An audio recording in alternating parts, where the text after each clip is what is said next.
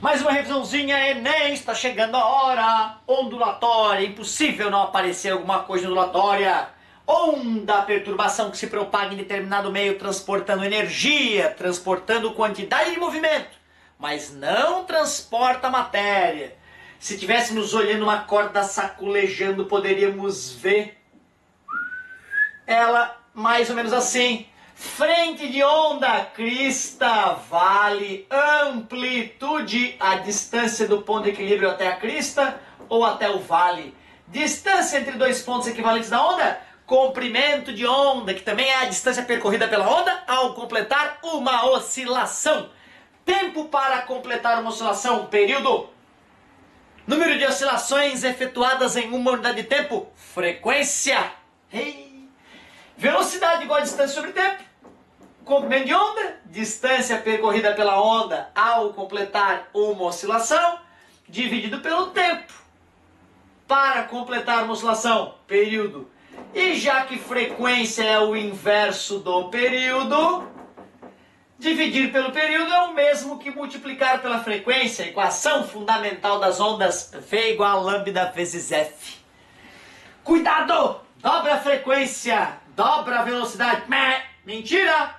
A velocidade de uma onda depende do meio. Depende apenas do meio. A velocidade de uma onda não depende nem da frequência, nem do comprimento de onda. A frequência de uma onda depende apenas da fonte. Portanto, o comprimento de onda vai ser definido pela frequência da fonte e pela velocidade do meio. Certo, meus queridos? Quer dizer que se uma onda não muda de meio de propagação, se eu mudo a frequência da fonte, dobrando a frequência da fonte, as ondas emanadas têm o comprimento de onda reduzido à metade. Se isso divide por 3, isso multiplica por 3, para que a velocidade permaneça constante. Então não vai cair na pegadinha mais famosa. Bom, quando a gente vai estudar as ondas, a gente acaba estudando fenômenos ondulatórios. E o Enem adora discutir os fenômenos ondulatórios. Nessa primeira aula de revisão, antes de aprofundar, eu quero conversar sobre os fenômenos de maneira geral. Absorção, quando a onda perde energia à medida que se propaga. Cuidado, a tendência do aluno é achar que se a onda é absorvida, ela diminui de velocidade. Mas não, a velocidade depende do meio. Muitos alunos podem achar que se a onda perde energia, ela diminui de frequência, mas não. A frequência da onda é a mesma do seu nascimento até a sua última soluçada. Então cuidado, o que diminui na onda à medida que ela é absorvida é a sua amplitude, certo? Então a onda se propaga e vai perdendo amplitude até que ela se extingue, mas o comprimento de onda, a velocidade e a frequência se mantêm iguais. Reflexão, quando a onda atinge um obstáculo e retorna ao meio de origem. Vamos estudar a reflexão da luz, a reflexão do som e a reflexão de maneira geral. As leis da reflexão, vamos estudar, né? A primeira que diz que o raio incidente, o raio refletido e a reta normal são coplanares, estão no mesmo plano. O ângulo de incidência é igual ao ângulo de reflexão, a segunda lei da reflexão, mas vamos depois aprofundar. Refração, quando a onda muda de meio de propagação. Se uma onda estava se propagando num meio e passou para outro meio, do ar para a água, por exemplo, ela refratou. A primeira lei da refração, que é muito parecida com a primeira lei da reflexão. A onda incidente, a onda refratada e a reta normal, a superfície refratora, são coplanares, estão no mesmo plano. E também vamos ver a segunda lei da refração, a lei Snell-Descartes. Refratar, mudar de meio de propagação. Já a difração é quando uma onda contorna um obstáculo. A gente percebe, por exemplo, que quando um carro passa com um som, né, alto perto da gente, a gente escuta os sons agudos pss, pss, e os sons graves. Mas quando o carro dobra a esquina, os sons agudos alta frequência, pequeno comprimento de onda, não conseguem contornar os obstáculos da cidade. Já os sons graves, bam, bam, baixa frequência, grande comprimento de onda, conseguem driblar melhor os obstáculos e continuam chegando aos nossos ouvidos mesmo quando o carro está distante. Difração é quando uma onda contorna um obstáculo. Ondas com grande comprimento de onda conseguirão difratar sobre obstáculos grandes. Ondas com menor comprimento de onda só conseguirão difratar obstáculos pequenos.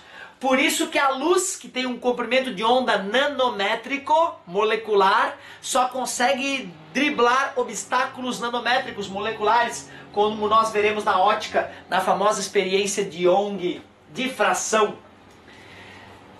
Outro fenômeno importante para as ondas seria a interferência. Quando ondas se sobrepõem, crista com crista dá uma crista maior ainda, interferência construtiva. Vale com vale dá um vale mais profundo ainda, interferência construtiva. As ondas sobrepostas se somam, ficando mais intensa. Agora, quando ondas se sobrepõem, uma crista encontrando um vale, interferência destrutiva, e a onda resultante tem menor intensidade. Interferência construtiva soma as amplitudes, interferência destrutiva subtrai as amplitudes. Som com som pode dar silêncio ou som mais forte ainda. Luz com luz pode dar uma luz mais intensa ainda ou pode dar escuridão. Interferência, podemos pensar como a superposição de ondas, quando ondas se sobrepõem. Interferência. Também vamos estudar a polarização. As ondas que podem ser classificadas como longitudinais, quando a vibração é paralela à direção de propagação, e ondas podem ser consideradas transversais, quando a vibração é atravessada à direção de propagação. Nós veremos que as ondas transversais, às vezes, estão vibrando em vários planos diferentes. Se eu pego uma onda transversal, cujas partículas vibrantes vibram em vários planos diferentes, e obrigo a faço com que a onda passe a vibrar em apenas uma direção, eu digo que essa onda foi polarizada. Polarizar uma onda é fazer com que ela vibre em apenas uma direção. Certo? Eu poderia imaginar então que se uma corda está presa na minha mão e a outra extremidade na tua mão, se eu começo a saculejar a corda em várias direções perpendiculares à corda, eu veria então uma onda não polarizada saindo da minha porção da corda e chegando até a tua mão. Mas se eu começo a saculejar a corda só para cima e para baixo, e aí então eu vejo a corda vibrando numa direção só, aí nesse caso a onda está polarizada. Polarizar uma onda, obrigar que ela vibre em apenas uma direção. As ondas longitudinais não podem ser polarizadas, apenas ondas transversais. O som é uma onda longitudinal, ele não pode ser polarizado. A luz é uma onda transversal, ela pode ser polarizada. Depois investigaremos um pouco mais a polarização. Outro fenômeno muito importante é o efeito Doppler. O efeito Doppler é muito importante.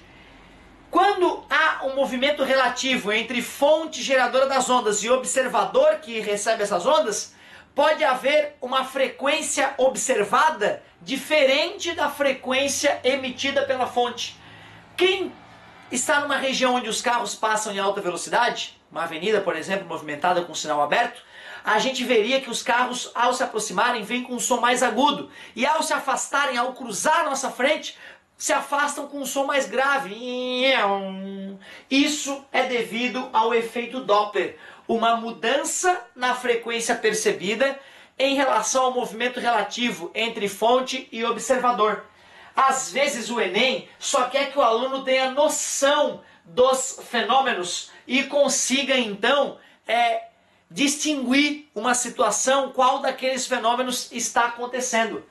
Então a gente sabe que um espelho funciona por reflexão, o eco é a reflexão do som. Já uma lente de um óculos funciona por refração. quando a luz vai do ar para o vidro e do vidro para o ar, certo? Refração. Quando a gente escuta, então, o som de um carro distante, a gente sabe que o som está difratando nos obstáculos, contornando os obstáculos, certo?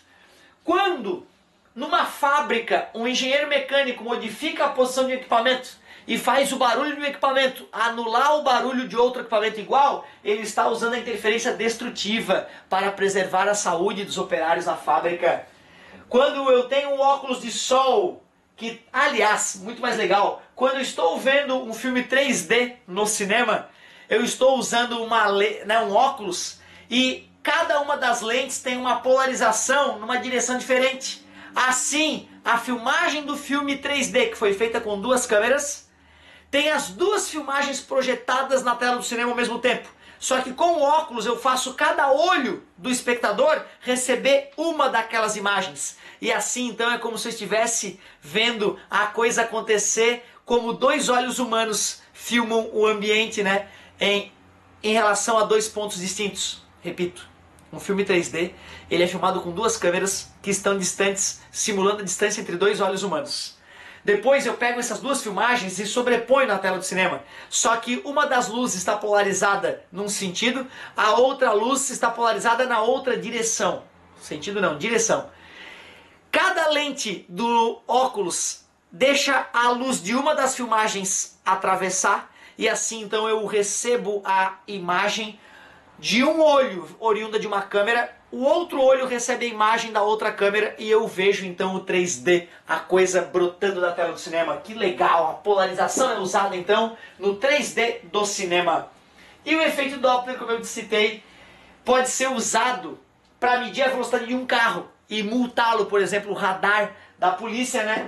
Funciona por efeito Doppler. E Edwin Hubble, mostrou a lei de Hubble e mostrou que o universo está se expandindo graças ao efeito Doppler da luz, certo? Da luz das estrelas e galáxias distantes que chegam na Terra. Através da frequência alterada eu posso calcular a velocidade com que a galáxia está se aproximando ou se afastando da Terra. Muito doido. Esses são fenômenos clássicos, então. Outros fenômenos interessantes também devem ser levados em consideração. Por exemplo, o fenômeno da ressonância poderia ser um último fenômeno para a gente não se estender mais. E aí nas próximas aulas a gente pode pegar 2 ou 3 fenômenos e avançar um pouquinho mais no estudo. Ressonância. Quando um objeto está aparentemente em repouso ao olho nu, se nós pudéssemos usar um equipamento bem sensível, nós veríamos que esse objeto, uma cadeira, por exemplo, uma mesa ou até um prédio, eles estão vibrando numa frequência, né, e numa amplitude tão pequena que eu não percebo essa vibração. Mas os objetos vibram, todos os objetos vibram. Assim, se esse objeto é atingido por uma onda que vibra nesse mesmo ritmo, é como empurrar alguém num balanço no ritmo adequado. O balanço tende a oscilar com uma amplitude cada vez maior. Assim, então, quando um objeto é atingido por uma onda que tem uma frequência que coincide com a sua frequência natural de vibração, esse objeto tende a vibrar cada vez mais intensamente. E a gente chama isso, então, de ressonância. Um ótimo exemplo para o brasileiro que sempre tem um violão em casa é pegar o violão afinado e bater na corda mais grossa do violão e observar a corda mais fina sem tocá-la. A gente perceberá que ao tocar a corda mais grossa, a corda mais fina sozinha começa a vibrar. Adivinha qual é o fenômeno? A ressonância. Na aula de aprofundamento nós veremos muitos exemplos inacreditáveis de ressonância. Então, falamos um pouquinho sobre os elementos da onda, equação fundamental das ondas, dicas preciosas sobre as ondas e falamos um pouquinho dos vários fenômenos que depois serão aprofundados. Certo, galerinha? Um beijo e até logo! Vamos que vamos!